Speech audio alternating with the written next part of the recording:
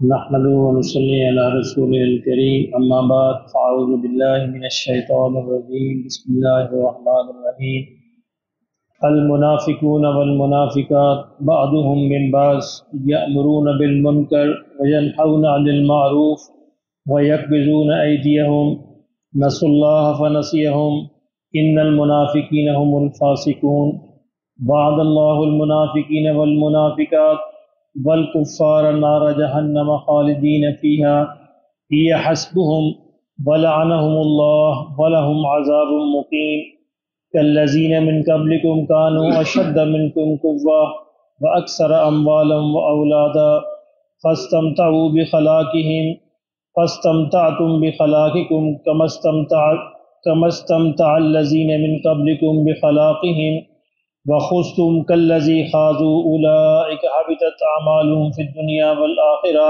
وأولئك هم الخاسرون ألم يأتهم نبأ الذين من قبلهم قوم نوح وعاد وثمود وقوم إبراهيم وأصحاب مدين والمؤتفكات أتتهم رسلهم بالبينات فما كان الله ليظلمهم ولكن كانوا أنفسهم يظلمون صدق اللہ العظیم۔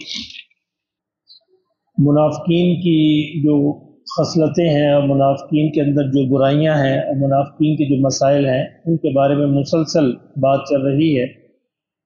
اللہ نے فرمایا کہ المنافقون والمنافقات، منافق مرد اور منافق عورتیں، بعضهم من بعض، یہ سب ایک دوسرے کے ساتھی ہیں، یہ سب ایک جیسے ہی ہیں۔ یأمرون بالمنکر، ان کا وتیرہ یہ ہے کہ یہ بری باتوں کی ترغیب دیتے ہیں، بری باتوں کا ذریعہ بنتے ہیں، بری باتوں کا حکم کرتے ہیں۔ وَيَنْهَوْنَ عَنِ الْمَعْرُوفِ، اور اچھی باتوں سے روکتے ہیں۔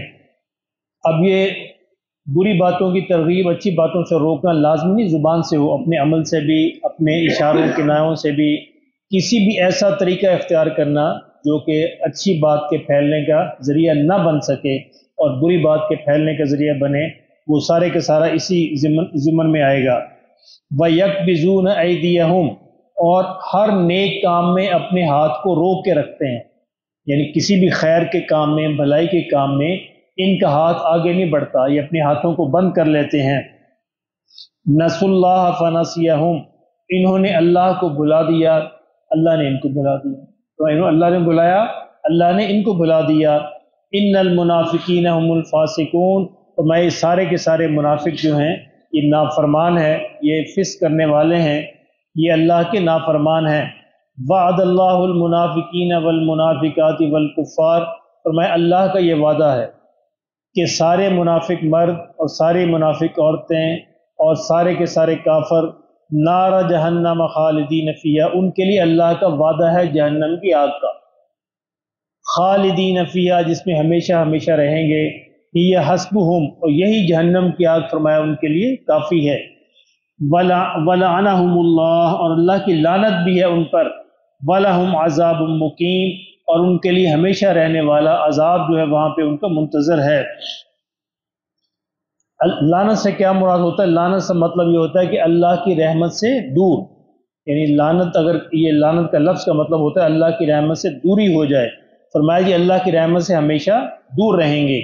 اس لیے کسی بھی مسلمان کے لیے کلمہ کہتے ہوئے 1000 بار سوچنا چاہیے کہ کیا ہم کیا کہہ رہے ہیں، کیونکہ یہ صرف کافروں کے لیے آ سکتا ہے، منافقین کے لیے آ سکتا ہے، کسی مسلمان کے لیے اس کو لانا جو ہے وہ بڑے ہی شدید جو ہے وعید کا باعث ہے۔ کالذین من قبلکم کانوا اشد منکم قوۃ، فرمایا اسی طرح ان سے پہلے بھی لوگ اس طرح کے تھے اور وہ اپنی قوت کے اعتبار سے ان سے کہیں بڑھ کر تھے، آگے تھے۔ وَأَكْثَرَ أَمْوَالًا، مال کے اندر بھی ان سے بہت زیادہ تھے، وَأَوْلَادًا، اولاد بھی بہت زیادہ تھی، یعنی اپنی طاقت، قوت، اقتدار، مال، دولت، اولاد سب کے اعتبار سے وہ لوگ ان سے بہتر تھے، زیادہ تھے۔ فَاسْتَمْتَعُوا بِخَلَاقِهِمْ، انہوں نے دنیا سے اپنا حصہ لے لیا اور خوب کمایا۔ فَاسْتَمْتَعْتُمْ بِخَلَاقِكُمْ، فرمایا اسی طرح تم بھی دنیا سے اپنا حصہ لے لو۔ كَمَا اسْتَمْتَعَ الَّذِينَ مِن قَبْلِكُمْ بِخَلَاقِهِمْ، جس طرح تم سے پہلے لوگوں نے دنیا سے اپنا حصہ لے لیا تھا۔ وَخُذْتُمْ كَالَّذِي خَاضُوا، اور فرمایا وہ بھی بری باتوں کے اندر گھس گئے تھے، تو اس طرح تم بھی بری باتوں کے اندر گھس گئے۔ اولئک حبطت اعمالهم فی الدنیا والآخرہ، میں اسی طرح کے وہ لوگ ہیں جو اپنی مال پہ، اپنی اولاد پہ اور اپنی قوت پہ، اقتدار پہ نشے میں دنیا کے اندر مبتلا ہو جاتے ہیں، تو یہ وہ لوگ ہیں حابطت اعمالهم فی الدنیا والآخرہ، کہ ان کے اعمال دنیا اور آخرت کے سارے ضائع ہو جاتے ہیں، وَأُولَٰئِكَ هُمُ الْخَاسِرُونَ، اور یہ آخرت کے اندر نقصان اٹھانے والے ہوں گے۔ الم یأتہم نبأ الذین من قبلہم، تو میں کیا ان لوگوں کو ان سے پہلی قوموں کی خبر نہیں پہنچی؟ وہ قومیں جن سے پہلی تھی، کیا ان کے حالات کا ان کو علم نہیں ہوا؟ قوم نوح، جیسے نوح علیہ السلام کی قوم، وعاد و سمود، قوم عاد، قوم سمود، وقوم ابراہیم علیہ السلام کی قوم، واصحاب مدین کے لوگ، والمؤتفقات، اور الٹی ہوئی بستیوں والے لوگ یعنی قوم لوط۔ فرمایا یہ ساری کی ساری انبیاء وہ قومیں ہیں جن پر اللہ نے آسمانوں سے عذاب بھیجے۔ یہ ساری قومیں عاد اور سمود اور قوم نوح، ان کے بارے میں تو ہم جانتے ہیں، لیکن یہاں پہ اللہ نے قوم ابراہیم کا بھی ذکر کیا، اس کا مطلب ہے اس پر بھی کوئی عذاب آیا تھا جس کی کوئی تفصیل اللہ نے بیان نہیں فرمائی۔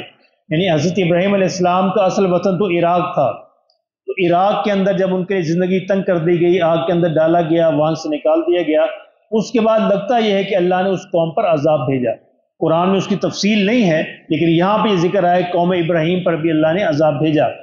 اور والمؤتفقات، اور الٹی ہوئی بستیوں والے یعنی قوم لوط، اتتہم رسلہم بالبینات، فرمایا کہ ان کے رسول ان کے پاس آئے بڑی کھلی ہوئی نشانیاں لے کر، وما کان اللہ لیظلمہم ولکن کانوا انفسہم یظلمون، فرمایا کہ اللہ ایسا نہیں تھا کہ ان پر ظلم کرتا، لیکن وہ خود ہی اپنے آپ پر ظلم کرنے والے تھے۔ یعنی اللہ نے تو پورا انتظام کیا تھا ان کی ہدایت کا اور ان کی جنت میں جانے کا، لیکن انہوں نے اس انتظام کو ٹھکرا دیا، اور ٹھکرا کر خود ہی انہوں نے دعوت دی اپنے آپ کو جہنم میں جانے کی۔ انہوں نے اپنی جانوں پر خود ظلم کیا، نہ کہ اللہ نے ان پر ظلم کیا۔ اللہ نے انسان کو اختیار دے کر بھیجا ہے، اب انسان خود اس بات کا یعنی کرتا ہے تقاضا یا انتخاب کرتا ہے کہ مجھے جنت میں جانا ہے یا جہنم میں جانا ہے۔ اسی انتخاب اور اسی اختیار کی وجہ سے آخرت میں پرسش ہوگی۔ تو اللہ پاک ہمیں صحیح انتخاب کرنے اور صحیح راستے پر رہنے کی توفیق عطا فرمائے۔